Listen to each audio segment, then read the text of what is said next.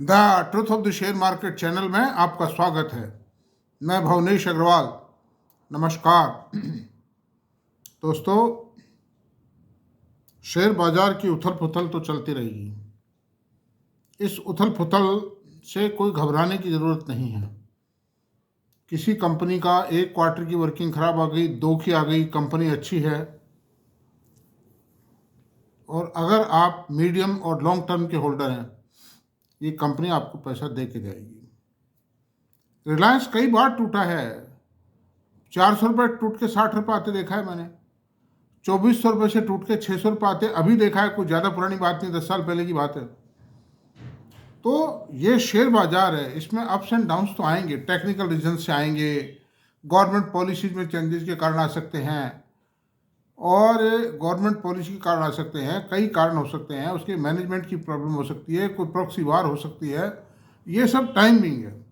लेकिन अगर कंपनी में स्ट्रेंथ है तो चाहे एमडी रिजाइन करे, चाहे चेयरमैन रिजाइन करे, चाहे कोई उस कंपनी को दूसरा कैपेबल मैनेजमेंट खरीदे, कंपनी पैसा दे के जाएगी। तो अब सवाल ये है कि आप जितने भी एनालिस्ट देखते हो और जितने भी लोग देखते हो बाजार में, जो पढ़े लिखे हैं, बाजार के अंदर शिक्षा देते हैं, टीवी पे आते हैं, मोबाइल पे आते हैं, अखबारों में आते हैं, स्टेटमेंट आते हैं उनके, चाहे वो ब्रोकर हैं, चाहे एनालिस्ट हैं, चाहे पीएमएस सर्विसेज के, चाहे म्यूचुअल फंडों के आदमी हैं, चाहे टीवी एंकर हैं, उन सब का एक ही नारा है, बहुत सरलतम, बहुत आसान, अच्छे शेयर खरीदने चाहिए। भाई सवाल, लेकिन अच्छे आपने कह तो दिया, लेकिन आप ये भी तो बताओ अच्छे शेयर कौन से हैं। अच्छे शेयर को कैसे पहचानो? अच्छा शेयर कैसा है? एचसीएल टेक्नो के रिजल्ट अच्छे आए, इन्फोसिस के रिजल्ट अच्छे आए, तोड़ दिया। एलटीटीएस एल&टी टेक्नोलॉजी सर्विसेज के रिजल्ट खराब आए, खींच दिया 400 रुपये से। साइंट के कल रिजल्ट खराब आए हैं, इतने खराब नहीं थे कि उसको 15% 16% तोड़ दिया जाए। और न्यूजेन सॉफ्टवेयर के रिजल्ट शानदार आए, उसके बावजूद उसको तोड़ दिया 30%। तो ये अच्छे बुरे को कैसे मानोगे आप? ये सब अच्छे ही शेयर हैं जो मैं बता रहा हूँ आपको, लेकिन सवाल ये कि इसमें क्या किया जाए। तो मैं आज आपके बाद में, आज जो हमारा चर्चा का मुख्य विषय है वो यही है कि शेयर बाजार के गूढ़ रहस्यों को, रहस्य क्या हैं, शेयर बाजार के गूढ़ रहस्य क्या है और इनको कैसे पहचाना जाए। इनको देखिए, शेयर तो बताता रहूँगा मैं, ये भी बताता रहूँगा, इनमें बहुत सी बातें आएंगी बीच बीच में, लेकिन फर्स्ट ऑफ ऑल आपको ये समझ, बहुत से लोग कहेंगे अरे ये क्या बकवास करता है, कुछ नहीं, बहुत से, सो मेनी से, लेकिन मैं ये कहूँगा कि जब तक आपको basic fundamental technical education market की नहीं है, you can not earn in single penny. आप खरीदते बेचते रहेंगे, खरीदते रहेंगे बेचते रहेंगे, एक में 10,000 कमाएंगे, दूसरे में 15,000 दे देंगे, एक महीने में 50,000 कमाएंगे, दूसरे महीने में 75,000 दे देंगे। धीरे धीरे आपकी सारी पूंजी जो है ऑपरेटर्स की जेब में चली जाएगी। तो अंडर दीज सर्कमस्टेंसेज मैं आपको आज ये चैप्टर ही पढ़ाना चाहता हूँ। I want to deliver a good lecture on the subject what are the good rahasya, the top secret of the market and how to identify these things। अब चलते हैं अपन लेटेस्ट को, शेयर बाजार के रहस्यों के बारे में। वर्किंग, किसी कंपनी की वर्किंग खराब आती है, उसके बावजूद भी वो शेयर नहीं टूटता है। अच्छी वर्किंग के बावजूद शेयर नहीं बढ़ता है, जस्ट नेगेटिव पोजिशन है। खराब वर्किंग के बावजूद भी शेयर बढ़ जाता है और सब कुछ अच्छा होने के उपरांत भी शेयर में मूवमेंट नहीं आता है, ना तो टूटता है ना बढ़ता है। मतलब अब बताइए क्या किया जाए। ये बहुत विकट समस्या है। और वो क्या, ये सब ऐसा क्यों किया जाता है? इन्वेस्टर को गुमराह किया जाता है।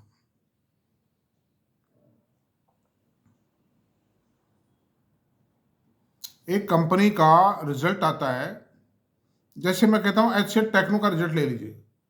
कंपनी का क्वार्टर ऑन क्वार्टर 10% सुधार था, ईयर ऑन ईयर 5% सुधार था।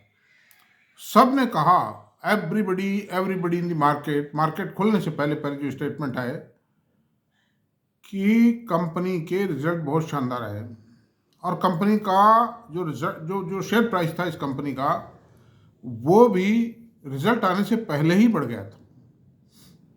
लेकिन जब मार्केट खुला तो 10% तोड़ दिया, सीधा 200 रुपये। ये कोई इंडिविजुअल शेयर होल्डर्स के द्वारा या इंस्टीट्यूशनल सेलिंग के द्वारा नहीं गिरा है। ये तो किसी एक टीम ने या किसी एक ने, जिसको ऑपरेटर का नाम दे सकते हैं, उसने एक प्री प्लान्ड वे में गिराया। वो अपना माल पहले ही बेच चुके थे, उनकी पहले ही प्लानिंग थी। मैनेजमेंट से इशारा होता है, मैं आपसे बता रहा हूँ। तो ये मैनेजमेंट और ऑपरेटर प्लानिंग जो है, छोटे इन्वेस्टर्स को जो ट्रेडिंग टाइप काम करते हैं, स्विंग ट्रेडिंग करते हैं, शॉर्ट पोजीशंस लेते हैं, F&O में काम करते हैं, फ्यूचर एंड ऑप्शन में काम करते हैं, उनको बर्बाद करने का तरीका होगा ही बर्बाद। जब आप समझिए वास्तविकताओं के खिलाफ जब भाव जाएगा, ये तो एक स्पष्ट कॉन्स्पिरेसी है, मतलब नेचुरल। तो ये होता है। अब जैसे मैं आपसे बताऊं, एक बार गोदरेज कंज्यूमर का शेयर था जिसका कोरोना काल में रिजल्ट आया और रिजल्ट बहुत थर्ड क्लास था।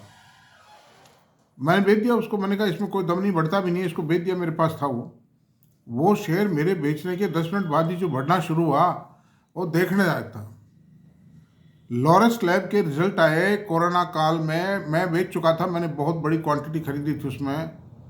I bought a huge quantity in this, मतलब ऑफ लॉरस लैब, और मैंने कमाया भी। I earn a very very good amount. तो मैंने तो उसके शेयर जो गिर रहे थे उसको भांप करके बेच दिया। 700 750 तक गया था, वो टू पेड अप शेयर था, और वो 650 650 आने आते आते मैंने बेच लिया उसको। और मैंने जितने मेरे मिलने वाले थे उनको दिलवाए थे, सबको टेलीफोन कर दिया, भैया वो बेच लो, मेरी कोई जिम्मेदारी, मुझे कोई लेना मत देना। उन्होंने पूछा कारण, मगर कारण तसल्ली से बताएंगे, और वो रिजल्ट खराब आया।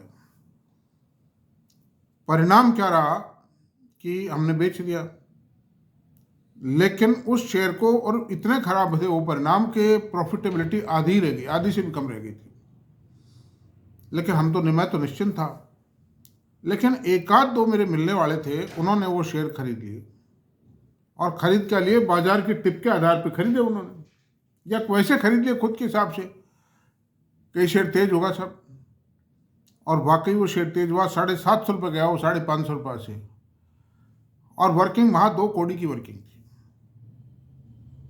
ये सब सटोरिया गतिविधि थी, और 1-1.5 महीने बाद वो टूट भी गया, वापस आ गया, और वो 300 350 रुपये तक आया। अभी 550 रुपये है वो। तो ये क्या है, ये ऑपरेटर एक्टिविटी है। लेकिन मेरा कहना एक ही है स्मॉल इन्वेस्टर को कि आप इस चक्कर में ना पड़े, टेक्निकल ग्राउंड्स में और उस बाजार की ऊंचाई नीचाइयों में इनमें जाएं। आप सिंपली फंडामेंटल्स पर जाएं, आप मतलब केवल मात्र जो कंपनी की जो एक्चुअल वर्किंग है उसमें कोई डिफेक्ट है तो उसको तलाशने की कोशिश करें। और मार्केट मैन अगर कहता है कि साहब इसमें ये खराबी है, तो उसको आप खुद जांचें, मतलब या किसी आप अपने फाइनेंशियल एडवाइजर से उसको चेक कराएं, साहब ये बात मार्केट में आ रही है, सही है या गलत है, उसको चेक करो, फिर आपको डिसीजन लीजिए। जल्दीबाजी में, हैप्जर्ड वे में कोई डिसीजन लेना शेयर बाजार में, it is A loss making business. आप देखिए न्यूजेन सॉफ्टवेयर का शानदार रिजल्ट है, और आने वाला, अब मैं कह सकता हूँ, आज मैंने कॉन कॉल पढ़ ली है कंपनी की, रात को 1 बजे सोया हूँ मैं पढ़ करके, 17 पेज की बारीक अक्षरों में थी, पढ़ ली मैंने। Now I can say there is no danger in Newgen, company is on a very fast and high growth path, I can say. अब आप देखिए कि रिलायंस का जो शेयर था, जब इनका प्रोजेक्ट लग रहा था खराब, जब इनका प्रोजेक्ट लग रहा था, कौन सा, टेलीकॉम प्रोजेक्ट, जिसमें 3 लाख करोड़ रुपए रिलायंस ने इन्वेस्ट किया है, वो जब प्रोजेक्ट लग रहा था, उस प्रोजेक्ट में के टाइम पर रिलायंस की वर्किंग अच्छी आती चली गई, जीआरएम अच्छे थे, पेट्रोलियम के क्रूड के दाम अच्छे थे, और पेट्रोल का और इसकी डीजल की डिमांड अच्छी थी।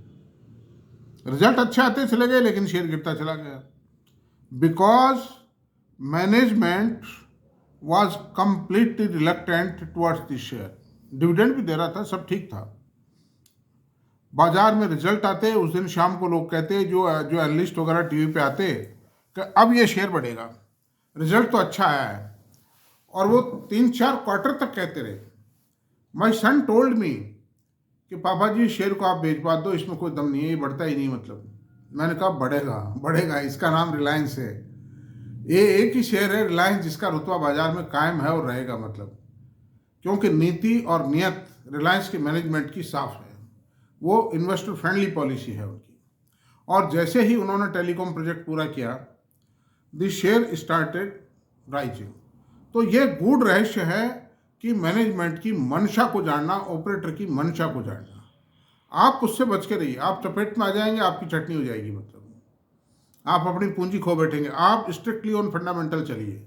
हाँ, सेक्टर की पोजीशन अगर खराब हो रही है तो आप डिसीजन ले लीजिए। कंपनी की वर्किंग के अंदर डिफेक्ट आया है और आगे भी कोई गड़बड़ आने की संभावना है, लेकिन वास्तव में गड़बड़ की संभावना हो, ये नहीं फर्जीवाड़े के अंदर बाजार में कह दें ये तो रुपए की अठन्नी रह जाएगी। शेयर की नहीं, आप कंपनी की बात कीजिए। मुझे भी, मेरे वीडियोज में भी एक आध दो आदमी ऐसे बुद्धिमान हैं जो मुझे मैसेज दे रहे हैं कि आपका न्यूजेन का जो एनालिसिस था वो फेल गया, अब कल साइंस के रिजल्ट खराब आए, उसके लिए भी देंगे मेरे को। तो मैं उन महानुभावों से यही कहता हूं कि कंपनी के फंडामेंटल इंटैक्ट हैं। न्यूज है, चलो साइंस में तो मान लेता हूँ एक आध अगले क्वार्टर की भी थोड़ी खराब आ सकती है, कौन काल आएगी, कौन काल को पढ़ेंगे जब पता पड़ेगा। न्यूज एन की तो मैं पढ़ ली, there is no defect at all. Company is fundamentally completely, it is a strong company and it will go on the high path. Waaree energy के लिए कहते हैं साहब आपका वारी एनर्जी फेल हो गया, अरे भाई मेरा फेल नहीं हुआ है लालाओ, ये बढ़ेगा। लेकिन आप जो चाहो सटोरिया टाइप जो काम होगा, आज खरीदा कल सुबह बेनिफिट हो जाए, 15 दिन में फायदा हो जाए, मेरे को दुगने हो जाए, सवाए हो जाए, ये संभव नहीं है। वारी एनर्जी कंपनी पैसा दे के जाएगी, लेकिन उनको देगी जो इस शेयर को रखेंगे, जो इस शेयर से प्यार करेंगे, उनसे शेयर प्यार करेगा। तो सवाल उठता है इस बात का कि रहस्य और टेंडेंसी, आप ये बाजार की अफवाहों में इनमें ना पड़े, इनके आधार पर निर्णय ना लें। टीवी पर भी कोई खबर आती है, बाकायदा ऑथेंटिक कोई न्यूज आती है, कंपनी का नोटिफिकेशन आता है, जब भी आप उसको माने, अदरवाइज ना माने। मझगांव के बारे में जैसे आईसीआई सिक्योरिटीज ने एक प्रोडिक्शन दिया था कि ये शेयर 977 पर रह जाएगा साहब 1 साल बाद में। साल भर तो गुजर गया उस बात को, करीब करीब 9 मंथ्स तो हो चुके हैं उस बात को, लेकिन शेयर तो बढ़ा हुआ है। मतलब काफ़ी साउंड पोजीशन में है। और हो सकता है अगर इसको वर्क ऑर्डर्स मिल गए, जैसा कल खबर आई थी, तो ये हो सकता है 7-8 हज़ार भी हो जाए, 6 हज़ार भी हो जाए, और होगा वो तो होगा। मतलब ऑर्डर्स तो मिलने ही है। ऑर्डर्स तो 70 हज़ार में से 35 हज़ार करोड़ के ऑर्डर तो इसको मिलने ही मिलने हैं। वर्ष this can be the worst decision. अब अनावश्यक सवाल यह है कि तो मेरा निष्कर्ष एक है कि गूढ़ रहस्य यही है कि बाजार में ऑपरेटर कुछ भी करता है, वो अपने हिसाब से करता है, वो टेक्निकल ग्राउंड पे खोलता है और ओवरबोट और सोल्ड पोजीशंस पे चलता है, आरएसआई की पोजीशन पे देता है। तो आप मालूम करें, एक तो आरएसआई से मालूम करें, इसका आरएसआई से एक मूविंग एवरेजेस को चेक करें, 30 डेज, 100 डेज, 60, 50 डेज, ये कंपनी के चार्ट पर ही चेक कर लीजिए। जो moneycontrol.com पे चार्ट है, इंडिविजुअल कंपनियों का ग्राफ है शेयर के मूवमेंट का, आप उसको डेट वाइज चेक कर सकते हैं। मतलब उस पर चेक कर लें कि ये किस लेवल पर है, आप उसके हिसाब से सौदे ना करें, लेकिन खरीद फरोख्त का कोई निर्णय लेवें तो उसमें यह भी एक महत्वपूर्ण बिंदु है। कंपनी लाइफ टाइम पे हाई है तो भी आप चक्कर में ना आए, क्योंकि कोई ऑपरेटर हो सकता है फर्जीवाड़े में उस शेयर को लाइफ हाई दिखा के माल को बेच जाए। मतलब इसलिए आप उस कंपनी के फंडामेंटल्स को जरूर चेक कीजिए, उस सेक्टर के प्रोडक्ट को चेक कीजिए, उस प्रोडक्ट में डिमांड कितनी है, उस डिमांड, उसका रॉ मटेरियल की क्या पोजीशन है, ये सारी बातें चेक करनी पड़ेगी। तो इसमें अब 4-5 कैटेगरी के शेयर हैं, मैं आपको बताता हूं। एक तो रेगुलेटेड शेयर्स हैं। रेगुलेटेड शेयर्स का मतलब वो शेयर्स हैं जो शेयर मार्केट को रेगुलेट करते हैं, जैसे बीएसई है, सीडीएसएल है, एमसीएक्स है। They are regulatory share, they are regulating the share market and commodity exchange.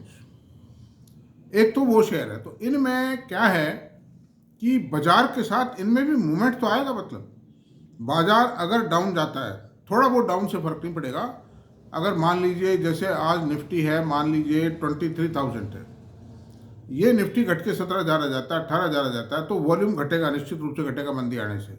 उस हालत में बीएसई का share will go down, cash का वॉल्यूम भी घटेगा, एफ&ओ का भी घटेगा, and the market activities will reduce and the earning of the BSE will reduce. The same way ये एमसीएक्स में भी होगा। अगर मान लो मार्केट, कमोडिटी मार्केट में मार्केटिंग एक्टिविटीज घट जाती हैं तो एमसीएक्स का भी प्रॉफिट करेगा, चाहे वो कितना ही प्रयास कर ले, और सीडीएसएल का भी गिरेगा। तो तीनों इस तरह के रेगुलेटरी शेयर। और एक मैं आपसे बताऊं, केफिनटेक और CAMS, computer age management system, ये दो कंपनियां और हैं, ये भी रेगुलेटरी सिस्टम का ही पार्ट है, क्योंकि ये एक रेगुलेशन के अंतर्गत काम करती हैं। ये रजिस्ट्रार हैं कंप्यूटर एज मैनेजमेंट तो म्यूचुअल फंड्स का रजिस्ट्रार है, और केफिनटेक जो है वो म्यूचुअल फंड और कॉरपोरेट्स का, दोनों का मतलब रजिस्ट्रार है। तो इनके ऊपर भी सेबी की नकेल है। एक निश्चित रूल्स रेगुलेशंस के अंतर्गत इनको काम करना है, वो भी एक पोजीशन है। मैं आपसे दूसरी बात क्या है, दूसरा जो सेक्टर है सिक्लिकल सेक्टर है। वो सिक्लिकल सेक्टर क्या है कि उनकी एक साइकिल आती है। इस सेक्टर में खास तौर से जिनमें मेटल सेक्टर है, जैसे इंफ्रास्ट्रक्चर सेक्टर है, पावर है, मैं आपसे बता रहा हूँ, है ना, और इंफ्रास्ट्रक्चर पावर और कैपिटल गुड्स, ये कैपिटल गुड्स खास तौर से ये सारी कंपनियां जो हैं सिक्लिकल हैं नेचर, इनकी एक साइकिल आती है। जैसे I tell you one thing, मान लीजिए आज स्टील का रेट 45 रुपये पे, तो 45 पे तो जितना कंपनी को प्रॉफिट मिल सकना था वो मिल गया, एक दो क्वार्टर में आ गया, उसके आगे ग्रोथ नहीं आएगी मतलब। और अगर डाउन जाता है उसका प्राइस, तो वो शेयर का प्राइस भी डाउन चला जाएगा, प्रॉफिट भी गिर जाएगा। इन दिस वे जैसे पावर सेक्टर में अभी बहुत ज़्यादा डिमांड है कैपिटल गुड्स की, खासतौर से पावर सेक्टर से आ रही है, और एक पीएलआई स्कीम से आ रही है। कैपिटल एक्सपेंडिचर जब जब बढ़ेगा तब तब कैपिटल गुड्स की डिमांड आएगी। Now there is a good demand of capital goods. बीच में स्लो पड़ी थी, but now it has resumed the revival cycle. कोई एक बहुत शॉर्ट टर्म गैप था ये, तो now that is fill up, and now that is on the gear, on road आ गई। अनदर थिंग, मेटल के शेयरों में कोई मूवमेंट होना संभव नहीं है, because these shares are govern by the international market. ऐसी सूरत में एक सिक्लिकल हो गया, रेगुलेटरी शेयर हो गया, और एक है एवरग्रीन शेयर। एवरग्रीन शेयरों में सबसे जो बेस्ट माना जाता है, मैं आपसे बताता हूं, वो है आईटी शेयर। आईटी शेयरों में जब से इनका जन्म हुआ है 3 बार इन्होंने झटका खाया है। एक तो खाया था सन 2000 में, जब इन्फोसिस का शेयर 15,000 रुपये बिका, सत्यम कंप्यूटर 7,000 रुपये बिका, और विप्रो का शेयर 8,000 रुपये बिका। टीसीएस वगैरह थे नहीं उस वक्त, तो उस वक्त झटका, उसके बाद झटका खाया, क्योंकि एक तो तेज बहुत ज़्यादा हो गए थे।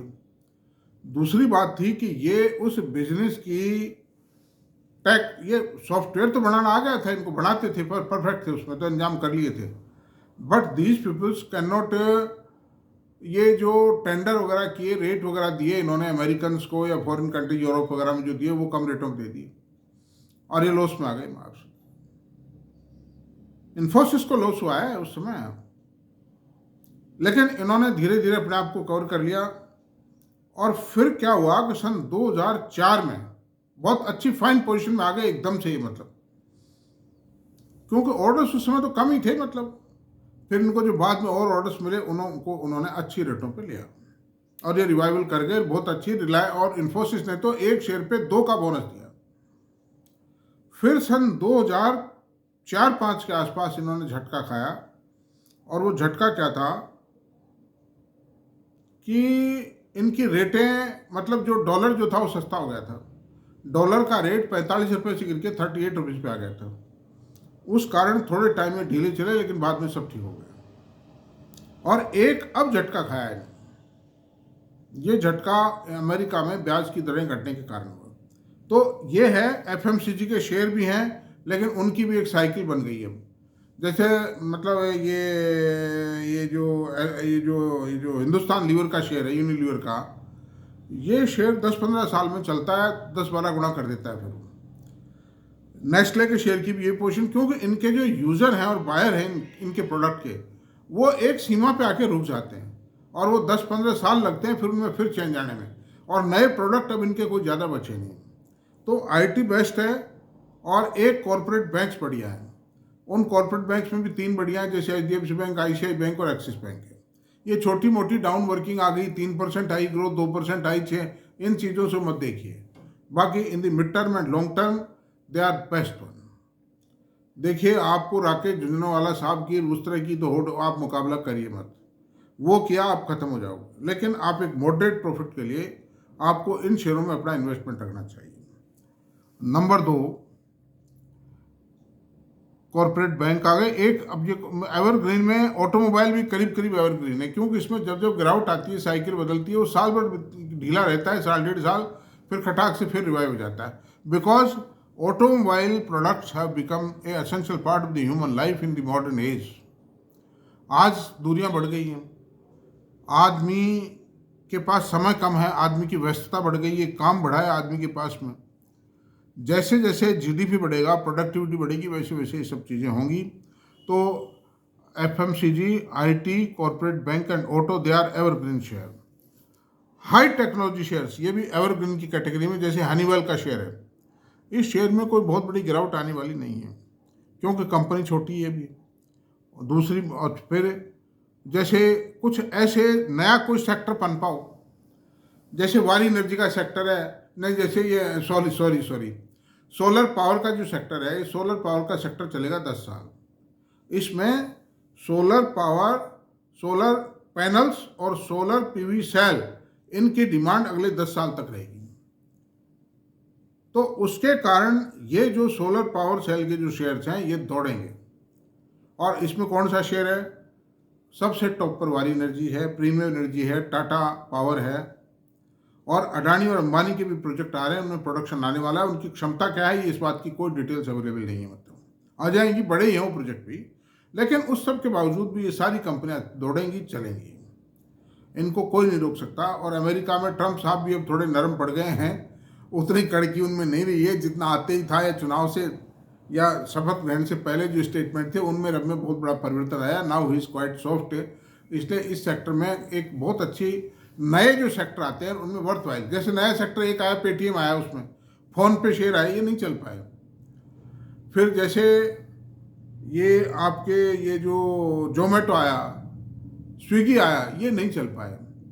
कारण क्या कि इनके जो शेयर थे ना, वो नीचे से ऊपर, इम्यूटेबल के ऊपर से नीचे आ रहे हैं इनके शेयर। इनके आईपीओज महंगे आए है नहीं, और बाजार ने उनके अंदर आशाएं बहुत ज़्यादा बांध ली। ऑपरेटर्स घुस गए, उन्होंने लंबे चौड़े भाव कर दिए ऊपर से, वो ऊपर से नीचे लाते हैं और नीचे से फिर ऊपर ले जाते हैं, इसी में कमा रहे हैं वो तो। लेकिन कॉमन मैन नहीं कमा सकता, एक जनरल इन्वेस्टर नहीं कमा सकता। इस प्रकार के शेयरों से दूर रहना चाहिए। तो दोस्तों, इतना ही रहने देते हैं आज। तो मेरा यही कहना है कि ये सब गूढ़ रहस्य हैं शेयर बाजार के, और इनकी जानकारी हासिल करें। कोई भी निर्णय लेने से पहले आप सारे बिंदुओं का अध्ययन कर लें। अब एक दूसरा वीडियो और बनाएंगे हम, वो वीडियो होगा